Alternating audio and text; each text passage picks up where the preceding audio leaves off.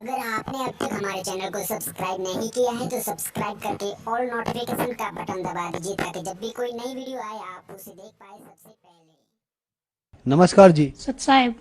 क्या नाम है बहन जी आपका? पिंकी दासी। बहन जी आप कहाँ से आई हैं? दिल्ली मंगोलपुरी से। बहन जी संत रामपाल जी महाराज से नाम दीक्षा आपने कब ली? 27 दिसंबर 2000 को। बहन जी संत रामपाल जी महाराज से नाम दीक्षा लेने से पहले क्या आप कोई भक्ति साधना भी करती थी?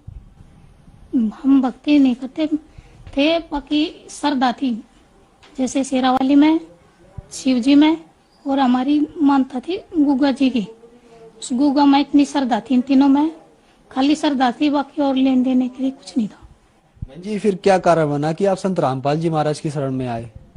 संत रामपाल जी महाराज की शरण में ये कांड बना, भैया मेरा इतनी बीमारी थी बहुत ज्यादा, यानी गिनती करने लगे तो ऊपर से नीचे तक गिनवाओ, जैसे सिर में दर्द रहना 24 घंटे, फिर आंखों से दिखना कति बंद हो गया, फिर नजला था, यानी 25 दिन तो जुकाम रहता और 4 दिन ठीक रहता।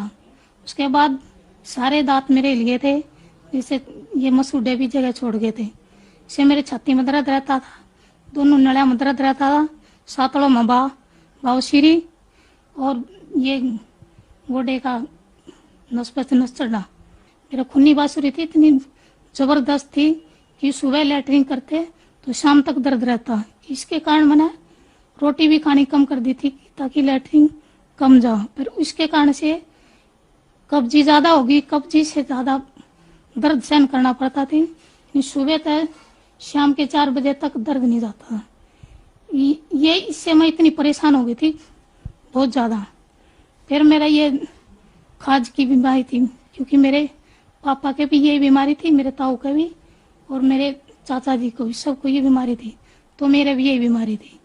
यहाँ दांत था मेरा इतना बड़ा, और खुजली बहुत होती थी। यहाँ पर पानी के भाले भर जाते थे, फूट जाते थे, इससे मेरे बहुत दिक्कत थी। सर्दियों में तो ये सारे फट जाया करते हाथ। बहन जी आपके बताए अनुसार आप में बीमारियां बीमारियां थी, तो फिर संत रामपाल जी महाराज से नाम दीक्षा लेने के बाद क्या आपकी वो बीमारियां ठीक हुई? जैसे ही मैंने नाम लिया 27 दिसंबर 2000 को, मैं सुबह उठी तो मेरा सिर का दर्द गायब था।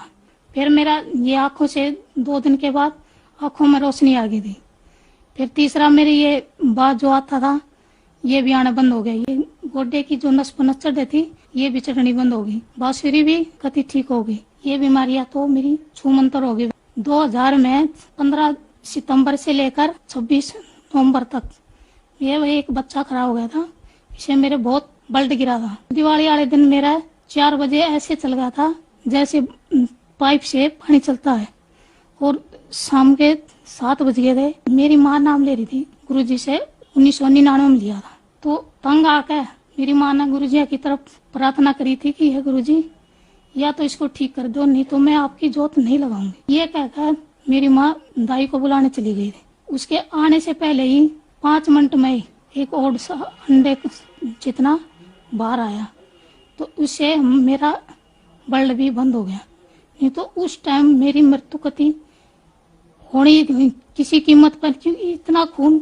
गिरने के बाद कोई बच नहीं सकता था। फिर मेरा पैरालाइज हो गया था। मेरे यहाँ से ये रीढ़ की हड्डी गड़ गई थी, और इससे मैं ना 9 अस्पतालों में दिखाया था कि सब ने किसी ने बीमारी नहीं मिली थी। ऐसे मैंने है ना 6 महीने मैंने शौक नहीं देखा। इस बीमारी में इतना दर्द था, नहीं मैं पीछे सिर लगा सकती थी, नहीं मैं आगे, नहीं ऐसे मेरे से लेटा नहीं जाता।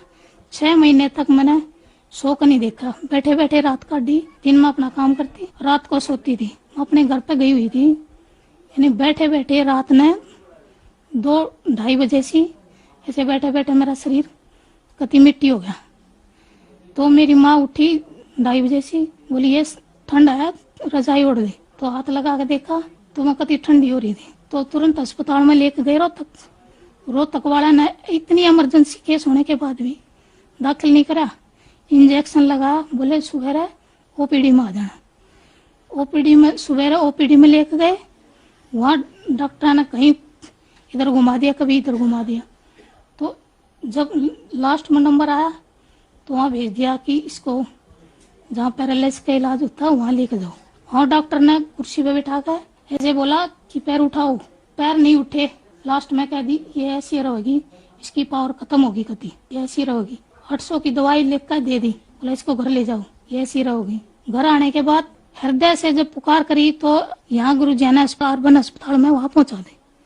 वहां पहुंचाने के बाद उन्होंने तुरंत एडमिट कर ली, बोले ये ठीक हो जाएगी। संत रामपाल जी महाराज से प्रार्थना लगवाई। जब गुरु जी रोहतक कांड में रोहतक जेल में थे तो प्रार्थना लगवाई तो गुरु जी ने कही कि ये नाम सही रखना और अपना भक्ति करते रहना, ठीक हो जाओगे। फिर उसके बाद ये फोटो है, इसमें ये लड़का पेट में था, ये बेल्ट चढ़ी हुई है इसमें, तब ये लड़का पेट में था। और डॉक्टर ये कहते हैं ना कि माँ अगर बच्चा पेट में हो तो पूरा खुराक नहीं खाए तो बच्चा या तो बिना दिमाग का होता है या पैरालाइज होता है। और 9 महीने मैंने इतनी दवाई खाई, गर्म गोली 500 ml की, 250 ml की। उसके बाद ये लड़का घर पे हो गया, जबकि भगत जी अपने आप खाना खवाते थे, बिठा के लिटाते भी थे। मेरे में इतनी हिम्मत नहीं, अगर मैं उठ कर बैठ जाती। फिर भी गुरु जी की दया से मैंने ये नहीं पता लगा कि बच्चा है कि नहीं पेट में, और घर पर ही हो गया ये नॉर्मल। अब इसमें इतना दिमाग है पढ़ाई में कि ये अपनी बहनों से भी तेज है पढ़ाई में। तो ये परमात्मा के चमत्कार हैं जो परमात्मा कर सकते हैं, नहीं तो हम ऐसे पैरालाइज में बच्चा होना कति असंभव है। इसमें भी मेरी मौत थी, ये बच्चा भी मरता और मैं भी मरती। संत रामपाल जी महाराज की दया से अब हम दोनों ठीक हैं। मेरे पति वो इतनी नशा करते थे, दारू इतनी पीते थे कि उसको ये नहीं पता थी मैं कित पड़ा हूँ। इतना मांस मिट्टी खाते थे और ये बीड़ी सिगरेट गुटखा तम्बाकू कुछ ऐसा कोई ऐसी चीज नहीं जो भी नहीं खाते। संत रामपाल जी महाराज की दया से मेरे पति की शराब तम्बाकू बीड़ी सिगरेट ये सब नाम लेने मात्र से ही छूट गई सारी। 2013 में इतना जबरदस्त एक्सीडेंट होया भादरगढ़ टीकली बॉर्डर से। जिस भगत जी की गाड़ी थी हम 5 थे, उसमें भगत जी ने रमैनी लगाई थी, हमारी जो गुरु जी की आरती है वो स्टार्ट करी थी।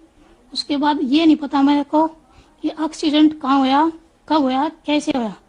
मेरी तो आँख खुली तो मैं भादरगढ़ अस्पताल में थी, जबकि सब ये बताते हैं कि इसमें जो जितने 5 जने थे ये हैं गाड़ी में कोई जिंदा नहीं। ये लड़का सीट पर आगे बैठा था और शीशे टूट गए थे सारे, शीशे में से बाहर निकल गया था, आगे बैठा था ये।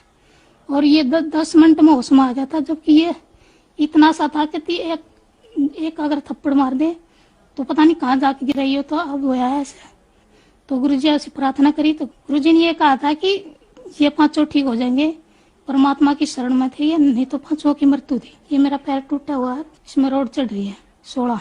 मैं बगैर दवाई के मेरे ऐसे सेट हो गया ये संत रामपाल जी महाराज की दया से, पैर भी अपने आप सेट हो गया। मेरे पति को नौकरी से निकाल दिए थे, ये कहती कि कोई हम पक्के नहीं करेंगे, आपको कच्चा रहना तो रहो। तो सब ने कह दिए थे हम नौकरी छोड़ देंगे। 17 जने नौकरी से निकाले थे। संत रामपाल जी महाराज से प्रार्थना की तो गुरु जी ने कह दिया कि मिल जाएगी। तो मेरे पति को ही नौकरी मिली एक को, बाकी किसी को नहीं मिली। बहन जी, संत रामपाल जी महाराज से नाम दीक्षा लेने के बाद आपको लाभ ही लाभ प्राप्त हुए। तो जो श्रद्धालु आज आपको देख रहे हैं, खास करके वो महिलाएं जो दुखी हैं, उनके लिए आप क्या कहना चाहेंगी? उनके लिए यही प्रार्थना है कि अब वर्तमान में संत रामपाल जी महाराज कबीर साहब के अवतार हैं, स्वयं परमात्मा हैं। जो माई बहन जिसके पति नशा करते हैं, जो भी बीमारियां हैं, संत रामपाल जी महाराज की शरण में आने से हर एक कर्म कटते हैं, बीमारियां कटती हैं, और वो संत रामपाल जी महाराज की शरण में आए और अपना मोक्ष कराएं। बहन जी, संत रामपाल जी महाराज से नाम दीक्षा कैसे ले सकते हैं? हमारे गुरु जी का सत्संग, संत रामपाल जी महाराज जी का सत्संग साधना चैनल पे आता है, श्रद्धा पे आता है, और उस पे नीचे पट्टी आती है, उसमें फोन नंबर आते हैं, उससे संपर्क करो। और आप जिस भी जिले या राज्य में रहते हो फोन नंबर करो और आपको नामदान की जगह बता देंगे, आप वहां जाकर नामदान ले सकते हो। धन्यवाद बहन जी। सबसे